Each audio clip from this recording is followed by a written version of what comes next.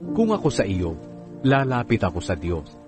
Sasabihin ko sa Kanya ang aking kalagayan, sapagkat gumagawa siya ng mga kahanga-hangang bagay at mga himalang hindi kayang unawain o bilangin. Nagpapadala siya ng ulan sa mundo at pinatutubigan niya ang mga bukirin. Itinataas niya ang mga nagpapakumbaba at kinakalinga ang mga nagdadalamhati. Sinisira niya ang plano ng mga mandaraya para hindi sila magtagumpay. Hinuhuli niya ang marurunong sa kanilang katusuhan at hinahadlangan ang plano ng mga mandaraya. Hindi sila nakakakita kahit maliwanag at nangangapa sila na parang gabi, kahit nakatanghalian. Inililigtas ng Diyos ang mga dukha mula sa kamatayan at sa mga taong makapangyarihan na umaapi sa kanila. Kaya may pag-asa ang mga dukha, pero ang masasama